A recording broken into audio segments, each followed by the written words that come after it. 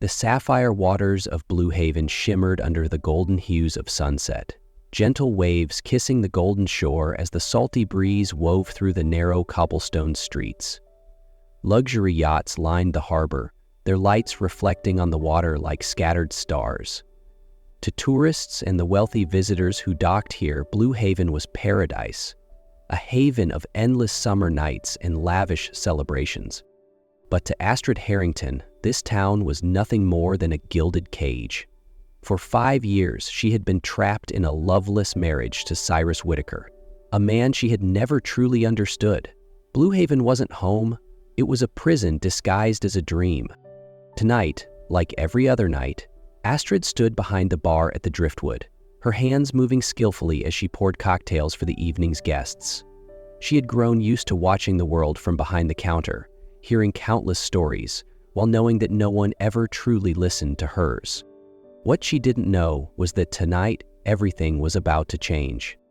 5 years ago, at just 23, Astrid had believed that love could be built over time. When she agreed to marry Cyrus Whitaker, she didn't love him, but she needed something stable. After losing her mother to illness, her father, a once revered boat builder turned alcoholic, had drowned himself in silence, leaving Astrid to navigate life alone. She had once been the pride of the Harrington name, but now she was adrift in a sea of uncertainty. Then came Cyrus. He was never a gentleman, never one for sweet words or grand gestures. As a boat mechanic, his hands were as rough as the life he had lived. Gruff, withdrawn, he drank more than he spoke, and the only charm he possessed was a certain rugged carelessness that some women in town found alluring. But he pursued Astrid persistently. He bought her drinks at the Driftwood after her shifts, left wildflowers on the counter with an awkward grin. He wasn't sweet, but Astrid, lost and grieving, saw him as an anchor. When he proposed with a simple silver ring, Astrid said yes, not out of passion, but because she believed he could be a good husband. She was wrong. Just weeks before the wedding, she found out Cyrus had been involved with Foxy Monroe, a woman who worked at the Rusty Anchor bar. That night, passing by the tavern, she saw him with Foxy, his arm draped around her, smiling at her in a way he never had with Astrid. The next morning, she confronted him, her voice thick with betrayal. "Do you love her?" she asked, her voice breaking. "Why did you do this to me?" Cyrus dropped to his knees, his voice desperate. "I was wrong, Astrid. It was a mistake. I choose you, I swear."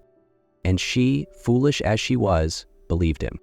But 5 years later, Astrid lay in the same bed in their small harborside home, still a wife untouched, unwanted. Cyrus never changed. He never touched her, never loved her, never spoke tender words. He drank, came home late, and whenever she reached for him, he only muttered, "Not now, I'm tired." 5 years had passed, and Astrid was still waiting for a husband who had never truly been hers. Midnight. Bluehaven was quiet. The only sounds were the waves lapping against the docks and the faint glow of harbor lights flickering in the distance. Astrid walked slowly along the cobblestone path home after her late shift at the bar. As always, she didn't expect Cyrus to be waiting for her. He never did. But when she pushed open the worn wooden door, he was there, leaning against the kitchen counter, his bloodshot eyes fixed on her. In front of him, on the scratched wooden table, a neat stack of white paper lay untouched. Astrid's stomach twisted. "Sit down," he ordered, voice low and firm. She didn't move. Something about the air felt wrong. "What is this?" Her voice was barely above a whisper. Cyrus picked up the papers and tossed them toward her. "Divorce papers." "I can't do this anymore, Astrid. Let's end it." Her heart didn't break, it only sank. Not from love, but from failure. From the realization that she had been holding on to nothing all this time. "We can try harder," she started, but even to herself her words sounded empty. Cyrus let out a sharp, humorless laugh. "Try for what? Another 5 years? For what, Astrid?" Astrid clenched her fists, anger bubbling beneath the surface. For 5 years, she had fought for this marriage alone. She had waited, endured, hoped. And yet, Cyrus had never once chosen her. She had thought that if she was good enough, patient enough, he would come back to her. But the truth was far crueler. Cyrus never wanted her. He wanted the Harrington name beside his to keep from being seen as a failure, and now that he was done pretending, he discarded her like something that had outlived its use. Astrid looked down at the papers, then up at Cyrus, and she no longer wanted to fight for him. She picked up the pen, her hands trembling. It wasn't losing him that scared her, it was the whispers of the town, the judgment in their eyes. The first Harrington woman to be abandoned. Even Cyrus didn't want her. That fear cut through her like a blade. But then she remembered the sleepless nights, the cold bed, the emptiness that had been her life for the past 5 years. Astrid took a deep breath. Her fingers trembled as they hovered over the paper. Was this truly the end? Not just of her marriage, but of the illusion she had clung to for so long? For 5 years, she had told herself that love could grow, that patience would be enough. But as she stared at Cyrus, at the man who had never truly chosen her, she knew the truth. She had already lost him long ago. Perhaps she had never had him at all. With a firm, decisive stroke, she signed her name. Cyrus said nothing. He simply stood, grabbed his coat, and walked out, not even sparing her a final glance. The door slammed shut behind him, and for the first time in 5 years, Astrid could finally breathe. But the emptiness remained. She didn't cry. She only felt lost in a world that no longer felt like hers. She looked around the house and realized it had never truly been home. And tonight, she couldn't stay here another second. Grabbing her bag, she stepped outside. The cold night air hit her skin, sharp and unforgiving. She had thought she would feel relief, but instead there was only a vast emptiness stretching before her, like an ocean without a shore. Where did she belong now? Not in that house.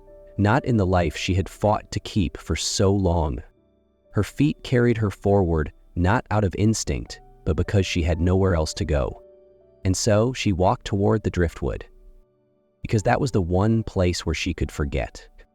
The Driftwood was quieter than usual. The sea was calm tonight, and so was Bluehaven.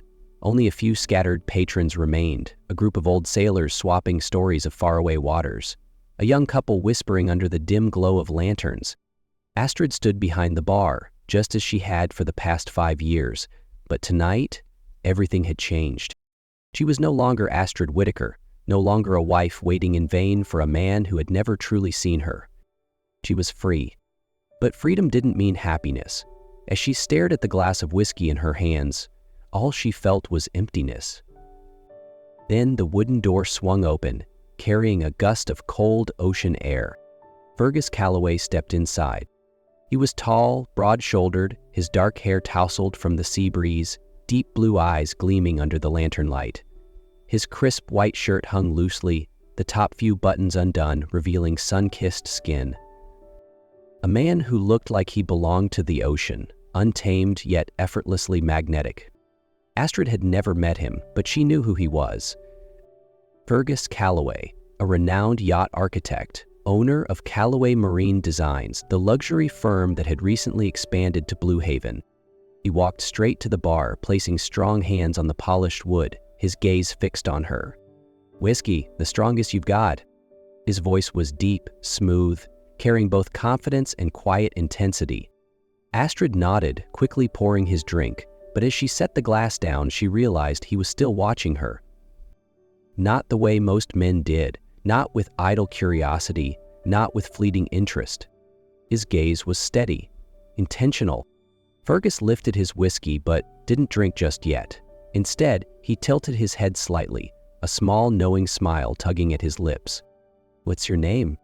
Astrid hesitated for a split second. Most men never asked. Most didn't care. But Fergus wasn't most men. There was something in the way he looked at her. Calm, steady, like he had already seen something in her that she had yet to see in herself. "Astrid." Fergus nodded, as if her name had just confirmed something he had already known all along. "Long night?" he asked, his deep blue eyes never wavering. Astrid tensed. No one had ever asked her that before. She forced a small, practiced smile. "I'm used to it." But Fergus wasn't convinced. He swirled the amber liquid in his glass, voice low, thoughtful, like the murmur of the tide against a wooden hull. "Bluehaven is beautiful, but you don't seem to belong to that kind of peace." It wasn't a question, it was a truth laid bare. Astrid froze. No one had ever said that to her before. Something in his words hit a nerve, something she had buried deep for the past 5 years. "Some cages look like paradise, Astrid," Fergus murmured, his voice steady, as if waiting to see if she would face it. Astrid took a sharp breath, feeling her chest tighten. She didn't know why, but she wanted to listen. Because for the first time, someone truly saw her, and she wasn't sure if she was ready for that. Fergus didn't rush his drink. He simply swirled the whiskey in his glass, his deep blue eyes studying Astrid as she wiped the bar. Even without looking at him, she could feel his gaze, not indifferent, not judgmental, but curious. It was Fergus who finally broke the silence. "How long have you lived here?" Astrid hesitated for a moment before answering. "My whole life." Fergus raised an eyebrow. "And you've never left Bluehaven?" The question made her pause. Never left Bluehaven? She had never truly thought about it. Her life had always been here, the Driftwood, the cold house by the harbor, the cobblestone streets she knew by heart. Her youth had never been about traveling, about exploring. It had only been about waiting for a man who never truly came back to her. "I've never been anywhere else," she finally admitted. Fergus didn't look surprised or pity her. He simply nodded and took a slow sip of whiskey. "Do you want to leave?" This time, Astrid didn't have an answer right away. She didn't know. Or maybe she was afraid to admit that she always had. She just never dared to. "Now that you're free, what do you truly want?" Fergus's question made her throat tighten. For 5 years, Astrid had never asked herself that. She had simply existed, endured, survived, like an abandoned ship left to rot in the harbor. But now, the tide inside her was shifting. Her voice dropped to a whisper, almost like a confession. "I want to live, truly live." Fergus didn't respond immediately. He simply set his glass down, tilting his head slightly as he watched her. "Then live, Astrid." His words hit her like a wave crashing against the shore. She had heard so many promises in her life, from Cyrus, from the men who passed through the Driftwood, but no one had ever said this to her before. Not wait, not endure, but live. Astrid didn't know what to say. But for the first time in 5 years, she didn't feel trapped anymore. Outside, the ocean waves rolled onto the shore, and for the first time in her life, she wanted to set sail. He stood up, placing a few bills on the counter. But before he left, he slipped a small piece of paper toward her. "A phone number.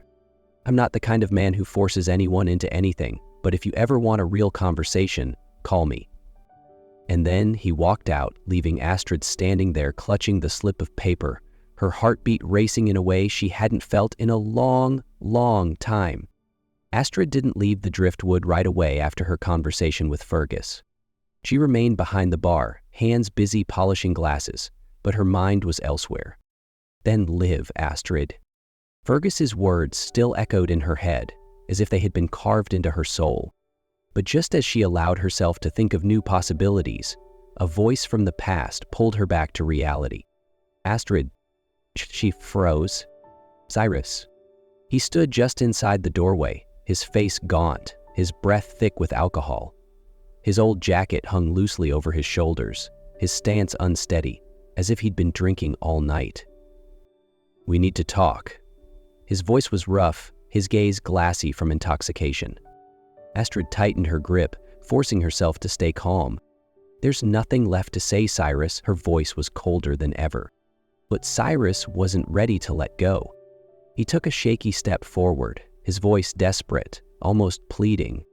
"I was wrong, Astrid. I was a fool. But I see it now. I need you." She stared at him, feeling a slow, burning anger rise within her. 5 years. She had waited 5 years for him. And now, when it was all over, when she could finally breathe, He wanted her back?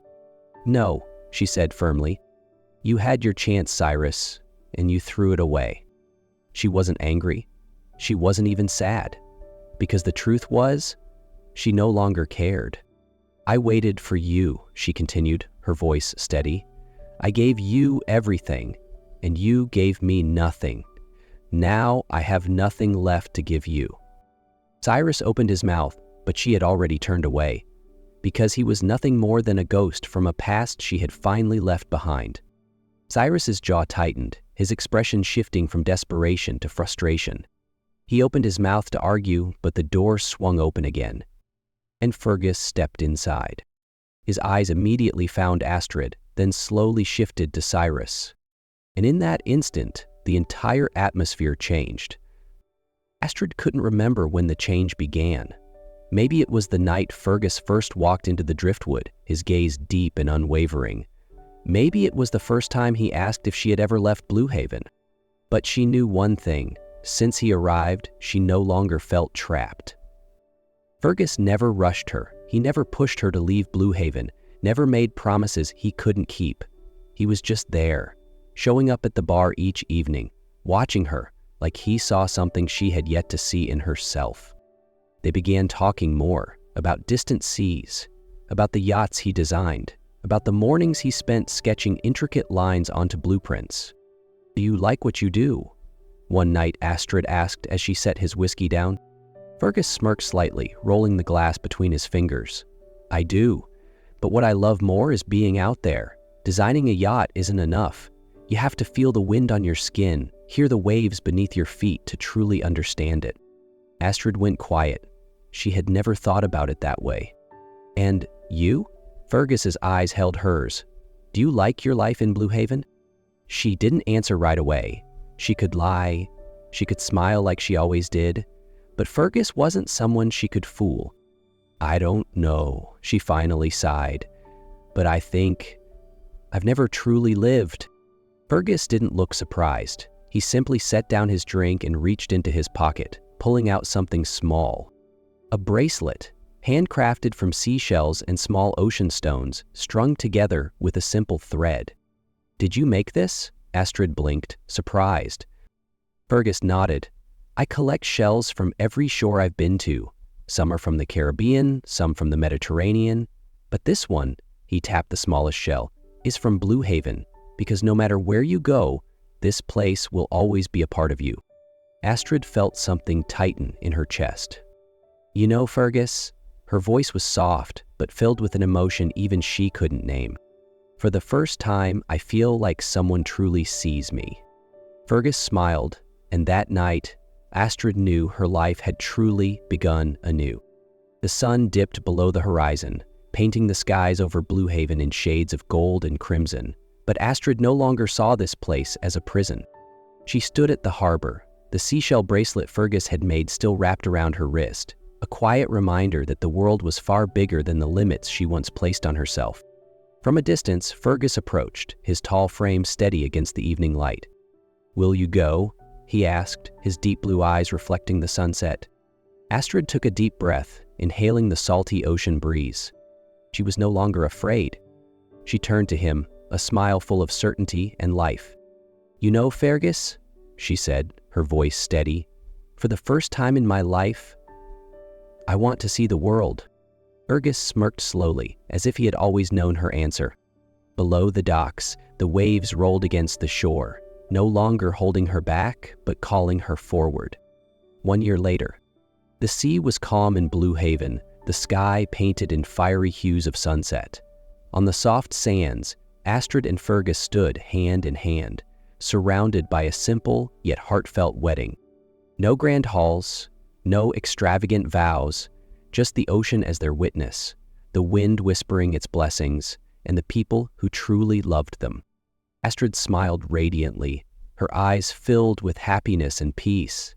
Today, she wasn't just marrying a man, she was choosing a new life, a path she had built with her own hands.